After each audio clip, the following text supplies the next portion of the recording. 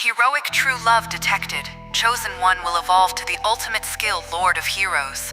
Masayuki turned back because abandoning everyone felt worse than dying. Fate treated that like the birth of an emperor. Meanwhile, Deeno reached for Ramiris, and Feldway's plan began closing from inside the control center. Then Velgrynd returned for the one soul she had been chasing across worlds. AI Anime and Manga presents. If you're ready for Deeno's betrayal and Velgrynd's return, like, comment, and subscribe for more Slime Light Novel episodes. YouTube channel members get upcoming episodes early and help cover the AI narration, subtitles, thumbnails, and rendering behind these long-form videos. Now, back to Ramiris, where one rule matters. Masayuki must not be taken alive. The control center had fallen into uncontrolled chaos. An enemy had appeared in the labyrinth out of nowhere, and he was far trickier to handle than anyone had assumed. Ramiris asked for the numbers on the man targeting Masayuki. Alpha answered at once. The enemy had been estimated at about 1.8 million EP, but after equipping God-class gear, that estimate had risen to 2.8 million. What? That's just cheating! Ramiris cried after hearing the report. She deeply resented it, but there was no point whining about it. She needed to get serious and come up with a plan, fast. Beretta explained that God-class equipment only lent its force to the one it accepted as master. Sir Alberto's own God-class gear had more than doubled his existence points, and even then he likely had not drawn out its full power. God-class gear was rare, astounding, and, in enemy hands, a mortal threat. Ramiris' worry only grew. Trainee and Cheris together were already being pushed around by Zerario. If Cornu had to be handled at the same time, Venom and the others had no realistic chance. Venom, Minutes, Caliglio, and the Overcomers were fighting bravely, but bravery was not enough against million-class enemies and God-class equipment. Then Ramiris forced herself to focus on the one problem that mattered most. Duh! If they die in here, my power will just resurrect them anyway. They can act as my throwaway pawns all they want. The real problem is Masayuki. Beretta asked what she meant, and Ramiris laid it out. If Masayuki died inside the labyrinth, he would be transported back to safety. If he was taken away, it was over for him. That meant they needed the surest method possible to bring him back before the enemy could remove him. Alpha reported that Bernie and Jiwoo were already trying to extricate Masayuki from the battlefield. Ramiris was impressed. They had reached the same conclusion she had before she could direct them. Masayuki was too much of a chicken to kill himself in the labyrinth no matter how bad things got. With Bernie there, however, Ramiris could finally breathe. Get in contact with Bernie! Tell him to flee back to this room for me! Also, he probably knows this, but if push comes to shove, he needs to off the guy himself! Alpha sent the encrypted thought communication without delay. Once that was done, Ramiris allowed herself one sigh of relief. Alright, now we've done what we can at least. The large surveillance screen was divided into battle feeds across the labyrinth, and every one of them looked ugly. Ramiris muttered that she was useless when Ramiru was not around. Beretta reminded her that the timing was the worst possible. If the floor guardians were awake, the enemy would not have them this badly outmanned. Ramiris knew that. It did not make her feel any better. The labyrinth had become irreplaceable to her, and watching it buckle under pressure hurt more than she wanted to admit. Then Beta shouted from the Magicule monitor, "Emergency! The Magicule supply from Sir Veldora has been cut off. Unless it is restored, we have less than an hour until the city is deposited back on the surface." Ramiris nearly choked. If Velgrynd was the adversary, she had to accept that Veldora might have been beaten back or isolated. The evacuation had been planned with that possibility in mind, and for now she chose to believe that Rimuru would figure something out for Veldora.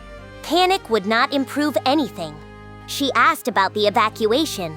Gamma reported that there were no problems. Masayuki had successfully persuaded the remaining stragglers before he headed out. Even the residents and merchants who had refused to leave had finally moved once Masayuki asked it of them. The effect was close enough to brainwashing that it startled even Ramiris. With the city empty, Ramiris prepared to separate it from the labyrinth. Beretta warned that with nobody inside, the defenses would not function, so the town and its buildings might take untold damage. Whoa, Beretta! You're gonna make me second-guess things if you say stuff like that!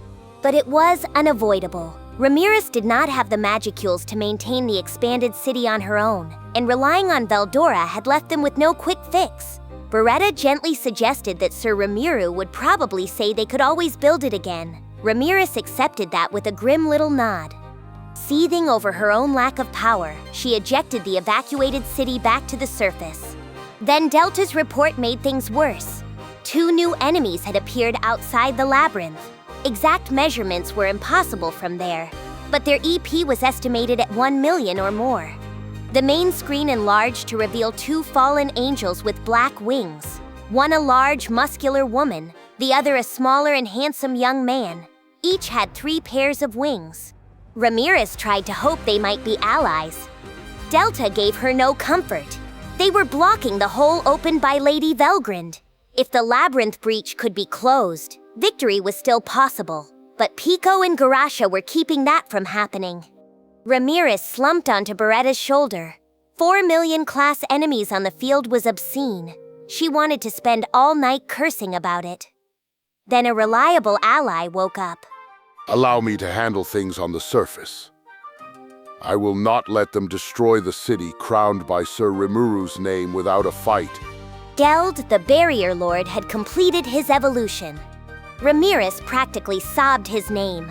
Alpha reported that Geld's EP was over 2.37 million, equipment included, and that it was doubtful he would lose to the invaders now. His Legend-class gear had ascended with him, driven upward by his aura, and everyone who saw it immediately assumed Rimuru had somehow expected this. That's Rimuru for ya! Even with my own 2 eyes, I could never have seen this one coming. Beretta agreed with a perfectly straight face. Indeed, such deep forethought. And Geld was not the only one awake. Kumara, the Chimera Lord, announced that she would handle the other enemy. Alpha measured her at approximately 1.9 million EP without auxiliary equipment. Cheers erupted in the control center as Geld's barrier network spread across the city and Kumara joined the surface battle. Ramiris declared that they could win. Beretta, more cautiously, said they had a chance, but it was too early to rest easy. Feldway, the Mystic Lord, had not yet finished his strategy. Everything so far had only been a feint. His true aim was elsewhere. The tension in the control center eased just enough for Ramiris to grow quiet on Beretta's shoulder. Shinji watched from a distance, taking in the chaos like a spectator at a sports meet. The battle was so far beyond his understanding that it almost stopped feeling real, and that helped him stay calm. Shinji thought Ramiris should learn a little from Beretta. He would never say that out loud, saying it would only invite needless strife and probably a pay cut. The whole labyrinth had shattered his sense of scale.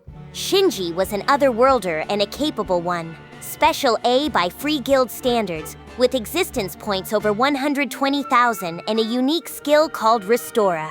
In the Imperial Army, he had been treated as an ace commando. Here, even the beautiful sisters at the operator controls had EPs above 150,000. The monsters on the screens would not even notice him. The victory celebration had driven that home. The Demon Lord Rimuru's top officers were absurd, and the force that had crushed the Empire's armored division had not even been Tempest's full strength. Now some of those officers were graduating into the million class. Shinji's mind could barely keep up. He was sincerely grateful he had left the Empire for Tempest. His eyes drifted to the monitor where Minutes, his former commanding officer, was leading a group against Cornu. It looked like something from a movie. Fallen officers, vampires, venom, and a fake Masayuki buying time against a monster who should have destroyed them. It was so unrealistic that Shinji's mind tried to escape the danger entirely. Naturally, his attention wandered to Shuna, who had been providing refreshments. Shuna was dignified, flawless, and terrifying when riled. Shinji, Mark, Zhen, Lucius, and Raymond were all members of her fan club in spirit, if not in official paperwork. Then Ramiris, his employer, noticed him sighing. Shinji? If you wanted to say something, I'll hear you out, but... She was sharp only when it came to things like this. Shinji hurriedly denied having anything to say. He thought about Lord Ghidorah's lectures on a wizard needing presence of mind, then compared Shuna and Ramiris and immediately felt a little bad for doing it. His mind was far away from the actual crisis. That was exactly why he noticed the one person moving when he should not have been. Deeno, usually too lazy to lift a finger, had stood up from his seat. Vester, his dedicated boss, was sprawled over his desk, fast asleep. Shinji asked, "Oh? Deeno, what are you doing?" It was sheer coincidence, but it became the MVP play of the day. Shinji, the least dedicated person in the room, had contributed more to the war effort than anyone else. Deeno had stood to carry out the duty handed to him. He hated working, but an old acquaintance had asked, and more than that, some compulsive idea told him he had to do it. He had intended to finish before anyone noticed. Shinji's voice ruined everything.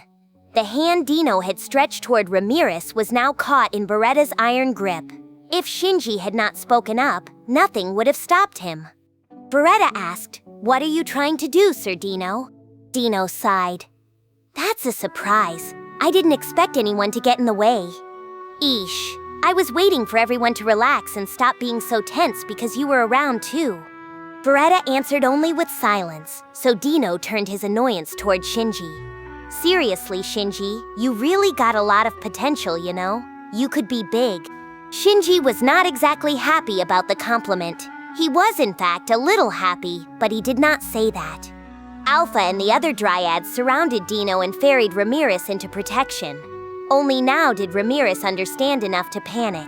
Shinji stepped toward Vester, while Mark and the others remained slumped in their seats, asleep despite the crisis. Shinji shouted, "Hey, Deeno, you did something, didn't you?" Deeno replied listlessly that he kind of had. If Shinji had resistance to his power, then he must have an excellent skill. Shinji said he was not exactly happy about the compliment, and Deeno shrugged as if Shinji no longer mattered. His eyes were on Ramiris. "Ramiris," Deeno said. "Sorry about this, but you think you could maybe work with my team? I don't want to get rough, and if you agree to help us, I promise I'll treat you well. Neither of us wants to shed needless blood, right? So, you mind coming with me?" It was about as serious as Deeno ever got. Ramiris reacted exactly as expected. Ramiris snapped. Huh? Have you gone loony or what? Rimuru's gonna beat your ass silly once he gets back, you know? Ramiris was relying on someone else's reputation to defend herself, but she was not wrong.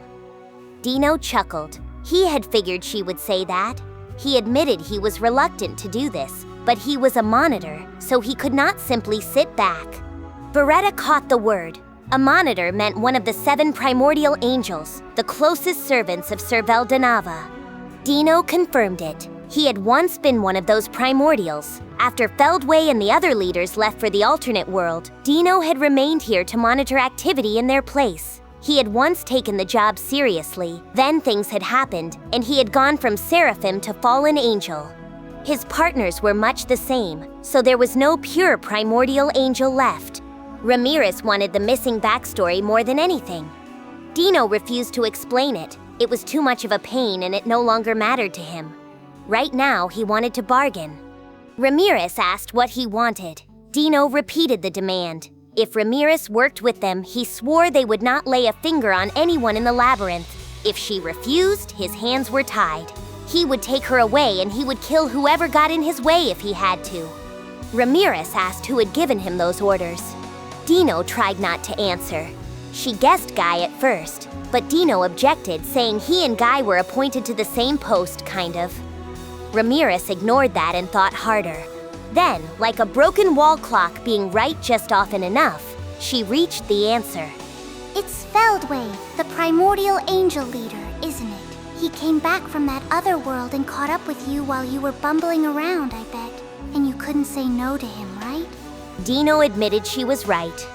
Feldway had 2 goals here: assassinate Masayuki and destroy the Labyrinth. Conquering it by force would take too much effort and risk too many random outcomes. Capturing Ramiris first, or forcing her to shut the Labyrinth down, would eliminate the uncertainty. Deeno was simply helping execute that plan. Ramiris asked Deeno to stab Feldway in the back and join their side again. The offer was outlandish enough that even Deeno found it charming, but he could not accept it. For reasons he struggled to articulate, he found it impossible to defy Feldway's will. Ramiris made up her mind. Boy, I guess you're serious about this, huh? You sure got guts. Alright then, I'll take you on. I'm part of the Octagram, I'll remind ya. And I'm ready to protect this place until Rimuru comes back. Deeno went back to his usual languid expression. He really did not want to work this hard, and his ideal life involved 3 meals a day for doing nothing. Still, he could not go easy on her. He promised not to kill her, then told her to try chasing him out. Negotiations were over. The battle began. Ramiris shouted for Beretta to handle it. Nobody expected Ramiris herself to fight. The Dryads cleared the desks and important equipment while Deeno and Beretta faced each other inside the control center. Deeno produced a broadsword about his own height. Its name was Fang Smasher, a thick single-bladed god-class weapon that could cave in a skull with sheer blunt force. Alpha reported that the blade's EP value alone was 1 million. Ramiris complained that a god-class blade from Deeno was cheating. Deeno let the complaint pass and raised Fang Smasher. Beretta stood before him unarmed, but his body had been made by Rimuru and tempered into adamantite by Beretta's own magic force. He was a walking weapon at legend class or higher, the toughest thing in the Labyrinth. Even so, Deeno casually brought Fang Smasher down. Beretta crouched forward and dodged. If the blade hit him cleanly, he would be destroyed at once. Alpha reported that Deeno's own EP had ballooned from 400,000 to 2 million. Making the combined total 3 million. Ramiris refused to be impressed. She decided the measuring device was being tricked, then told Alpha not to call Deeno Sir like royalty. Deeno protested that he was a demon lord. Ramiris told him to shut it and ordered Beretta to give him divine punishment. Beretta answered dryly that he did not possess the power to give divine justice, but he would fulfill her orders as best he could. Beretta knew his EP was only a yardstick, and facing someone 7 times higher on that yardstick was not reassuring. Still, he danced around Deeno, evading every advance. He had no need for a weapon. His body was the weapon, and his unique skill Reverser let him transform the elements of his attacks as he searched for a weak point. Deeno was lightly equipped aside from the huge blade. If Beretta never took a hit, he had a path.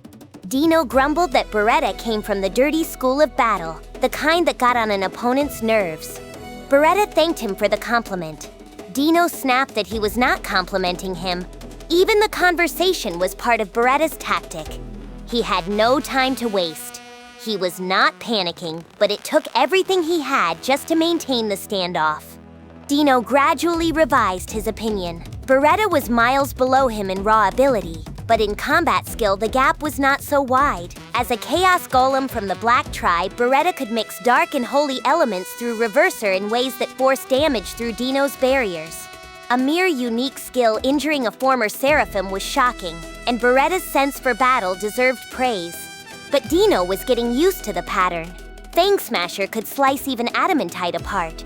One clean hit would end it. Beretta understood that and shifted from trying to win to trying to stall. If Ramiris survived, Beretta won. Deeno understood the logic too. Fighting an enemy who could resurrect infinitely was a pain. Killing everyone in the control center would risk catching Ramiris in the crossfire. And Deeno had meant it when he said he did not want to kill her. That truth was also a shackle. He muttered that this was so annoying, then spoke to Beretta. "You've done well. Take a nap." Fallen Hypno. Fallen Hypno was a non-lethal, broad-range neutralizing attack derived from Deeno's unique skill Sloth. It lured living creatures into a sleep from which they would not wake until the caster removed the curse. Mental resistance was pointless unless the victim had an ultimate skill. The weakness was that Sloth took time to trigger, but once it did, it was fearsome. Deeno truly wanted to neutralize Beretta, Shinji, the Dryads, and the rest as quietly as possible. Vester was a boss he respected. Shinji and his friends were acquaintances, maybe even friends in the making. Deeno did not want to betray them like this, but Feldway's orders were absolute. Seeing Beretta collapse and Ramiris snoring where she lay, Deeno reached out, assuming the mission was complete. An icy voice stopped him. Apito had awakened. She stood there with yellow and silver cilia shining, glossy black adamantite protecting her body, and blue butterfly-like wings gleaming like the compound eyes on her forehead. She still looked like Apito, but her beauty had been sharpened into something beyond human, carrying the authority of the Insect Queen. Beretta, barely conscious because demons had no need for sleep, asked her to destroy his Chaos Core. Apito did not ask why. Her Osiris Rapier, a self-regenerating stinger she could create within her own body, pierced the adamantite and shattered Beretta's core. Beretta gave a low laugh and explained that now he would die and be reborn in perfect condition. He asked Apito to hold the fort for a little while. Apito accepted, though she admitted she likely could not defeat the adversary alone and hoped Beretta would return quickly. Deeno scowled. Come on. What a decision. You didn't even give me a moment to intervene. Leaving Deeno to Apito, Beretta disappeared into particles of light. Apito sprang forward at light speed, and the battle inside the control center grew even more intense. Deeno's honest impression was simple. This really sucked. Apito was no great threat if he could just kill her. But inside the labyrinth, he could not end the problem permanently. She leveraged her speed to get in his way using a stick-and-move approach instead of engaging him straight on. Her EP was probably around 700,000, but in speed she could match him, and that was enough. If he killed her, Beretta would revive by then. In less than a minute, Beretta had already teleported himself back in. Apito did not need to stall 10 seconds at a time to make the strategy work. Deeno calmed himself and started gauging the wider situation. The first thing he noticed was the control center screen showing Rimuru fighting Velgrynd after she had defeated Veldora. That shocked him more than anything. Feldway had said Rimuru and his generals were locked away in Velgrynd's alternate dimension. Deeno did not know Rimuru had used the Soul Corridor with his friends to locate himself and escape, so the sight dumbfounded him. Worse, Rimuru was holding his own against Velgrynd and maybe even pushing her around. Deeno grew uneasy. If he did not make progress soon, they were going to be in big trouble. Feldway's plan depended on capturing Ramiris first. Deeno happened to be stationed in the Labyrinth because Guy had ordered him there, and that coincidence had drawn Feldway's attention. Deeno was the only ally with free access to the highly secured control center, so he was stuck with the job whether he wanted it or not. The rest of Feldway's plan had been lavish. Velgrynd had been goaded into destroying the labyrinth so Veldora would be drawn out. Feldway had come with 2 of the 3 mystic leaders and 5 generals Zerario had brought along. Only Obela remained away at the Mystic Palace. Feldway clearly wanted the operation to succeed at all costs. Deeno checked the screens for the 2 other primordial angels who had been called in behind his back. Pico and Garasha were meant to keep the damaged labyrinth open as a safety valve in case Deeno failed, but now they were locked in even battles with Geld and Kumara. Geld, the Barrier Lord, had risen to protect the city, and Kumara, the Chimera Lord, was fighting at his side. Deeno pushed away a ghastly thought about Kumara's origins and moved on to Zerario. His old partner was as powerful as ever, calmly holding his own against Cheris and Trainee. Then Deeno checked Cornu, who looked distressed. Cornu had failed badly in a previous invasion, losing an army and taking decades to recover, so the pressure on him now had to be immense. Deeno decided Cornu's bad luck was the real problem. Masayuki was a wimp in real life. Venom was a concern, but not on Beretta's level, and Feldway could step in if Cornu really botched it. Everything should still be going to plan. That thought bothered him. Why was he worrying about whether the operation worked at all? Something about the plan rubbed him the wrong way, though he could not put it into words. Then Feldway's voice cut through his thoughts, ordering him to stop playing around and carry out his mission at once. Deeno hated working. He had no argument with Beretta or Apito, and in fact he liked them. That made him resent the order even more, but there was no defying it. Elsewhere in the labyrinth, Feldway watched Cornu fight. Cornu had fallen completely for the enemy's trap, not realizing that Masayuki had been replaced by Jiwoo's imposter. Feldway found it exasperating enough to nearly kill Cornu himself, but he contained the impulse. Instead, he ignored Cornu and moved to take Masayuki directly. Masayuki was leaving the scene with Bernie, but the idea of fleeing alone did not sit well with him. He was scared, of course. He was always scared. But abandoning his friends was even scarier. If something happened to them because he ran, he would spend the rest of his life beating himself up over it. He stopped and turned around. From far away, he could see minutes keeping the enemy contained, the vampires using their immortality to divert attacks, and Caligulio and Venom striking whenever a hole opened. Jiwoo was playing Masayuki perfectly, standing in just the right place to keep Kornu from unleashing anything too destructive. For a hastily assembled crew, their teamwork was real.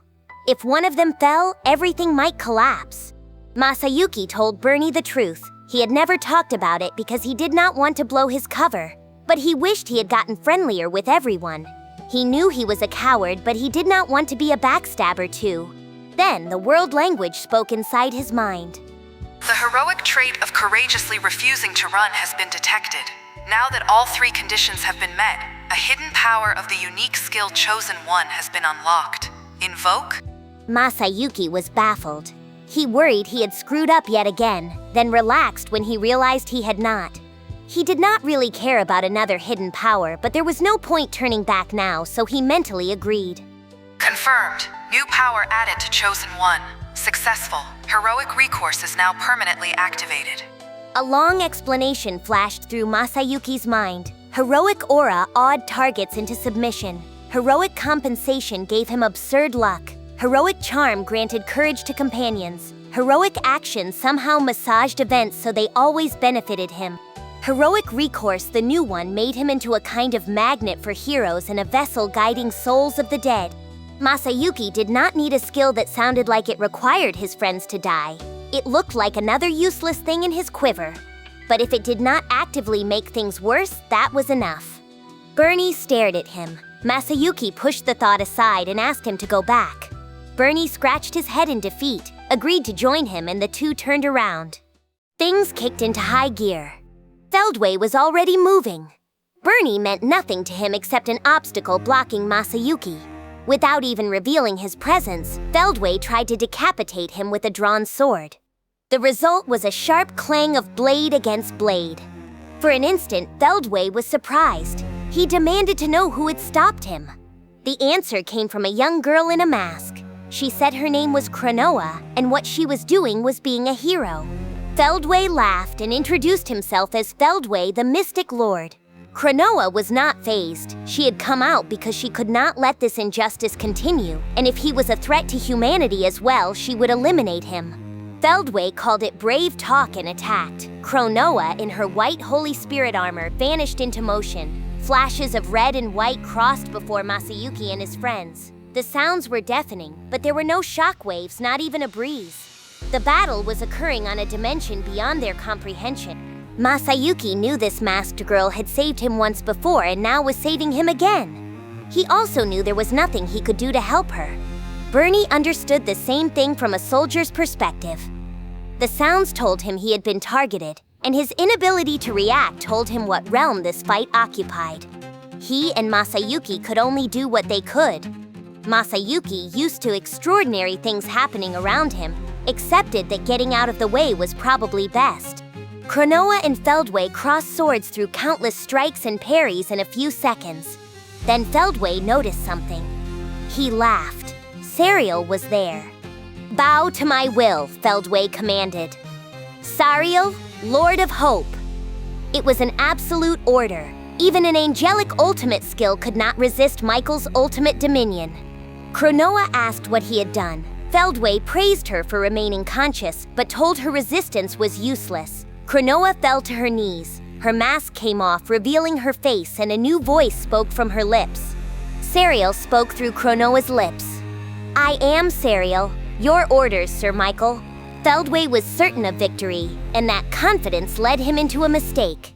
He now believed he had both Kornu and Cronoa under control. With them, Masayuki's elimination would be simple. He ordered Sariel to work with Kornu to kill the young man from before, then left the Labyrinth for other business on the surface. When Masayuki and Bernie ran back toward the battlefield, Venom wanted to curse the heavens, not because he minded seeing them alive. He had sensed the menace in the direction they had fled and assumed they were dead already, so their survival was a relief. Masayuki's face alone had an effect. Venom, Minutes, Caligulio, the vampires, and the soldiers felt baseless confidence fill them. Kornu was still overwhelmingly strong. and the Labyrinth advantage did not guarantee they would survive. Yet with Masayuki there, everyone felt as if it might work out somehow. Cornu, meanwhile, was confused. A second Masayuki had appeared, and he could not tell which one was real. One had to be Jiwoo's fake, but his senses could not clearly separate them. If he simply killed both, they would revive somewhere unknown and he would have to find them again. The trap was working. Then Serial arrived. She introduced herself as serving Sir Michael. Cornu sensed Michael's aura around her and accepted her help. By chance or luck, he ordered her to target the real Masayuki on the right and capture him alive. Serial turned her eyes to Masayuki. He began to sweat. He had seen the girl call herself Cronoa, and now she was calling herself Surreal. Had she turned traitor that fast? He did not understand it. Then he saw her face properly and forgot his fear for one terribly inappropriate moment. She was beautiful, too beautiful. Masayuki's thoughts drifted in exactly the wrong direction for a battlefield. As Serial reached for her sword, he prepared to die. But his life flashing before his eyes turned into a sloppy internal ranking of the most beautiful women he had ever seen. He almost called Cronoa the most beautiful. Then a chill of self-preservation stopped him. No, second hottest probably. The first had to be the blue-haired woman who had been the last thing he saw in his original world. It was not appropriate, it was not noble. It was somehow the right answer. Heroic true love detected. Now that the fourth hidden condition has been met, the unique skill Chosen One will evolve to the ultimate skill Lord of Heroes. Masayuki froze. This was not love, at least not the virtuous kind. It was closer to primal lust, and he wished the world language would stop trying to make it sound heroic. He screamed internally, wondering why he was getting an ultimate skill when he had done nothing at all. Nothing changed the result. He had an ultimate skill now, though he had no idea how it would help against Serial. He decided that if he was doomed anyway, he might as well go out with a bang. So he let a bold smile spread across his face. The effect was dramatic. Imperial soldiers shouted to protect His Majesty and launched an all-out assault.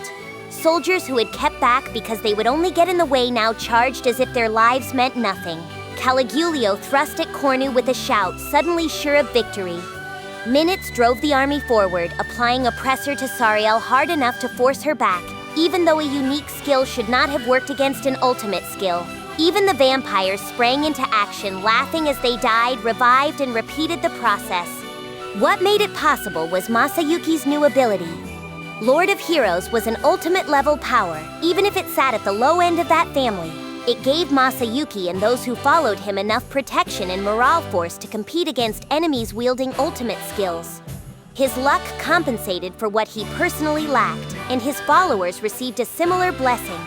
The entire balance of the fight broke. Masayuki alone on the field had reversed the tide. If he had not seen Chloe Aubert's unmasked face at that exact moment, he never would have awakened to it. Feldway's mistake was now clear.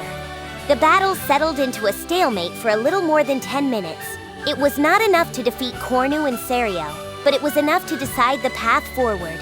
The moment Masayuki unlocked Lord of Heroes, all the threads of fate came together. Velgrynd had just been erased from this world, and at the same time the gears began to turn. Confirmed. Transdimensional soul corridor with the subject Velgrynd established. Before Masayuki could process that, she appeared.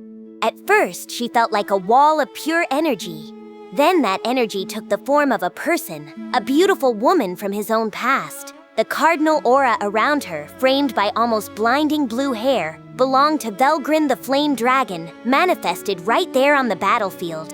Her eyes carried the force to make creation bow. No one dared move. It was as if time had stopped. Serial stood silent as well, waiting for Cornu's orders while the presence born within Cronoa resisted from inside. The Imperial soldiers recognized Velgrynd at once. She was the most powerful figure in the Empire, the guardian dragon who had protected it for so many years. They had heard she was locked in battle with Veldora, but now she stood before them embracing Masayuki. To the watching army, there was only one explanation. Velgrynd loved him. Velgrynd held Masayuki close. I was looking for you, Ludora. I've wanted to see you for so long. Then she brought both hands to his head and kissed him. This was not how Masayuki had imagined the situation working out. His head began to boil. His reasoning vanished. A terrifyingly beautiful woman was hugging him, which was not exactly a bad thing, but this was his first kiss. Worse, she had called him Ludora. He panicked internally. She had the wrong guy. This was a battlefield. His enemy was right in front of him. This world-beating beauty was kissing him and he badly needed air. He could not exactly say, "Sorry, you have the wrong person," when her lips were still on his face. With everyone watching, there was no way to talk himself out of this. Even Masayuki's absurd luck could not guarantee survival once she realized the mistake. Since he was probably doomed anyway, he stopped thinking and enjoyed the final few seconds of his life. That was when the misunderstanding spread.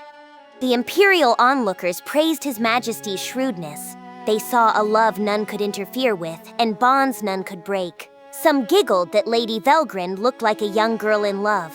Others declared that good tidings awaited the Empire.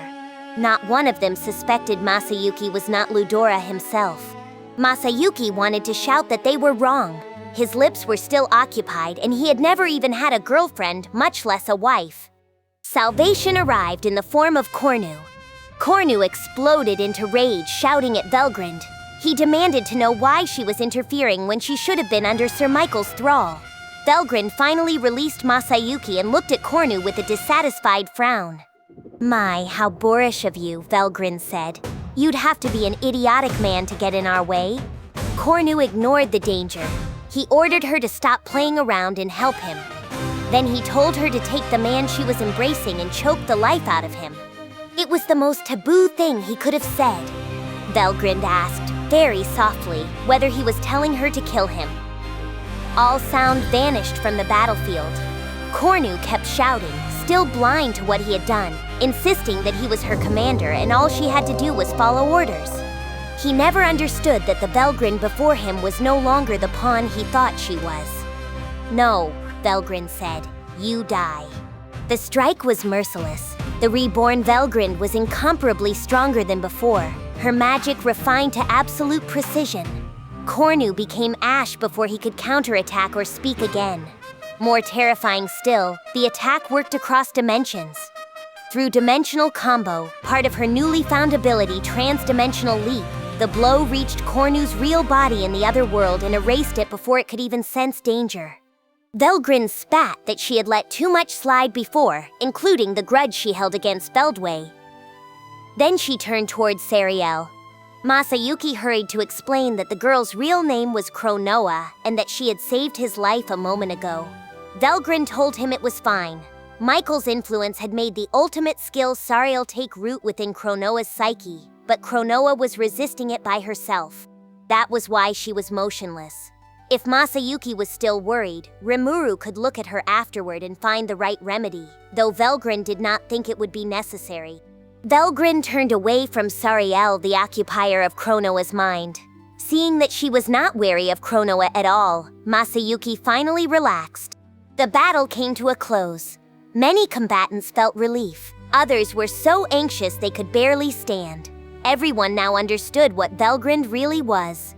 Bernie was the first to act. Standing closest to Velgrynd, he forced up his courage, flew forward, and knelt before her almost on all fours. He introduced himself as Bernie, single digits number 7, and addressed her as Marshal. Velgrynd cut him off with a calm thanks and asked what he wanted to say. Bernie admitted that he had disobeyed his captain's orders and refused to end Masayuki's life. He knew that was punishable by death, but before any execution began, he begged her to listen. The battlefield went quiet again. The fact that Velgrynd was the Imperial military's chief commander landed like a bombshell among the soldiers. More importantly, reality set in. They had lost the war. If Velgrynd judged them worthy of execution, there was no point struggling. Faced with a dragon who could destroy the entire labyrinth, they could only form lines and await judgment. Velgrynd asked Bernie to continue. Bernie pleaded for the army. Every soldier remained loyal to the Empire. Whatever the Emperor decided, they would carry it out. He begged the Marshal to let the army return home. She could put the blame on him and the officers if she wanted. None of them would breathe dissent. Velgrynd interrupted him. Bernie sagged, thinking fate had caught up with them. Tears flowed as he realized how powerless he was. Velgrynd answered with a little snicker. She had not meant to give him the wrong idea. They might not be the brightest lights, but they had worked hard. She thanked them for protecting her beloved Ludora. The soldiers immediately took a knee. Velgrynd continued. She had not planned to do anything to them. Only Ludora truly mattered to her. But she knew Ludora thought the world of them, so she would grant them her protection. She always had, and she always would. It sounded like a gospel from heaven. Cheers erupted.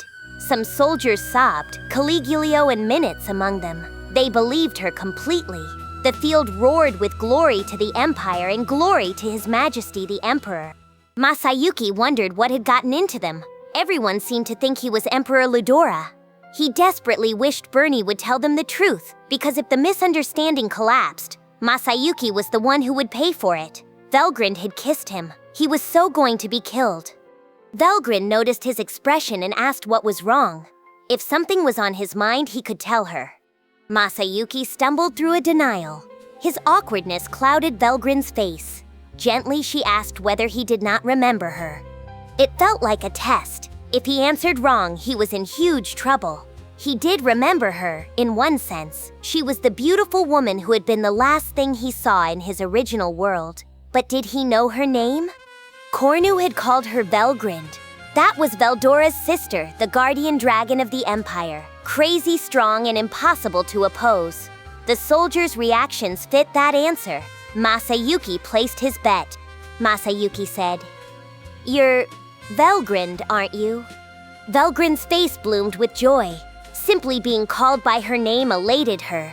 Then she realized why he had looked so concerned. She had been overjoyed to see him and had forgotten. But his name right now was Masayuki.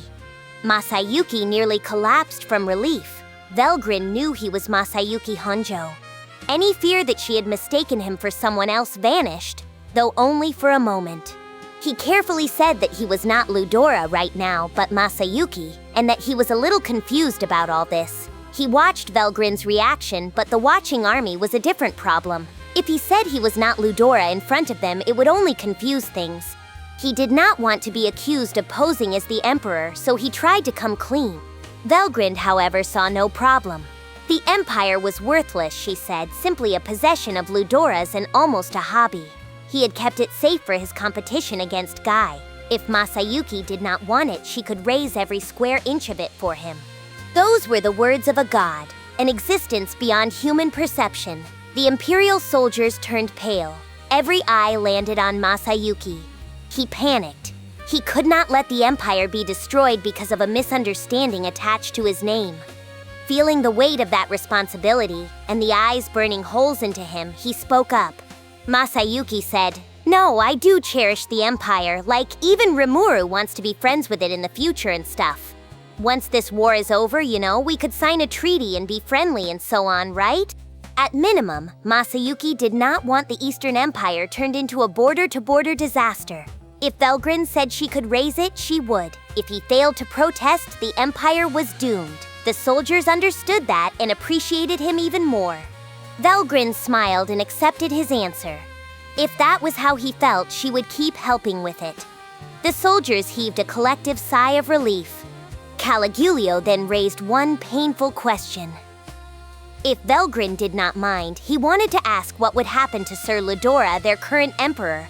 Velgrynd realized they could not see the essence of a person's soul. Ludora, as he currently existed, was nothing but a shell. The soul of the true Ludora had gathered here, inside her beloved Masayuki.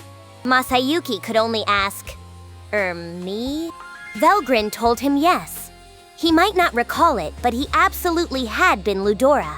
That was why she loved him, and she would do her best to make him love her as well. Masayuki answered with a helpless, okay? Any man would have his spirits raised by a beautiful woman saying that, and Masayuki was no exception. But just because she was devoted to him now did not mean it would last forever. He swore to himself that he would work harder than ever, if only to ensure his luck held out. That resolve lasted just long enough for another problem to arrive. Caligulio said that if Sir Masayuki was the true emperor, then it was up to them to support his claim. Masayuki could only say, huh? Bernie pointed out that it would be tricky. By bloodline, Masayuki was a completely different person, so claiming he was an illegitimate child would likely not work. Masayuki tried to object. Minutes pressed on anyway. Caligulio could handle the military, Minutes could smooth things over with the nobility, and no dissent on the issue would be accepted. If they failed, the whole empire might collapse. Caligulio, Bernie, and Minutes were all ready to devote their full power to the claim. Through no fault of his own, Masayuki felt himself inching closer and closer to the throne. Velgrynd told him he had a big job now. Masayuki wondered whether he had the right to refuse. Probably not. He gave up. It was, after all, the opening to yet another new phase of his hapless life. Route confirmed. The next episode and full playlist are ready. Then don't stop here. Keep watching in story order and subscribe before the next part drops.